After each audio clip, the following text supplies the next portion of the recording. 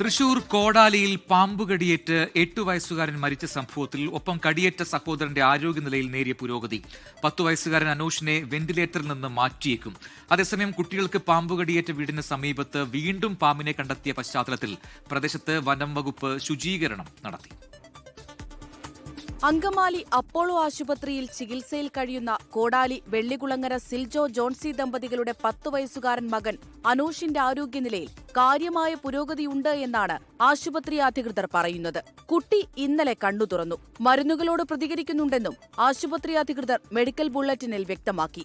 ഈ സാഹചര്യത്തിൽ വെന്റിലേറ്റർ ഒഴിവാക്കി തീവ്രപരിചരണ വിഭാഗത്തിലേക്ക് കുട്ടിയെ മാറ്റും. അധികൃതരായിട്ട് സംസാരിച്ചിരുന്നപ്പോൾ ഈ പോസ്റ്റ്മോർട്ടം റിപ്പോർട്ട് കിട്ടിക്കഴിഞ്ഞാൽ ഉടനെ ചെയ്യാമെന്നുള്ള രീതിയിലാണ് ഫോറസ്റ്റ് ഉദ്യോഗസ്ഥന്മാർ പറഞ്ഞേക്കുന്നത്.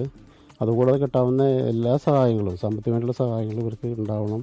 അതിന് വേണ്ടിയിട്ടുള്ള വില്ലേജിലേക്ക് ഇതിൻ്റെ ഫാമിലി മെമ്പർഷിപ്പ് എടുക്കാനോ അതിനുള്ള കാര്യങ്ങളൊക്കെ ഇന്നലെ തന്നെ ചെയ്തിട്ടുണ്ട്. പാമ്പ് കടിയേറ്റു മരിച്ച 8 വയസ്സുകാരൻ ആൾജോയുടെ മൃതദേഹം വീട്ടിലെത്തിച്ചപ്പോൾ വീണ്ടും വീടിന് സമീപത്ത് പാമ്പിനെ കണ്ടെത്തിയിരുന്നു. കുട്ടിയുടെ സംസ്കാര ചടങ്ങുകൾ പൂർത്തിയായ ശേഷം വനംവകുപ്പ് ഉദ്യോഗസ്ഥരുടെയും നാട്ടുകാരുടെയും നേതൃത്വത്തിൽ വീടും പരിസരവും വെട്ടിവൃത്തിയാക്കി തീയിട്ടു. കൂടുതൽ പാമ്പുകൾ പരിസര പ്രദേശങ്ങളിൽ ഉണ്ട് എന്നാണ് നിഗമനം. 2 കുട്ടികൾക്ക് പാമ്പ് കടിയേറ്റ സാഹചര്യത്തിൽ മേഖലയിൽ ബോധവൽക്കരണ ക്ലാസ് ഉൾപ്പെടെ നടത്താനാണ് അധികൃതരുടെ തീരുമാനം. 24 തൃശൂർ.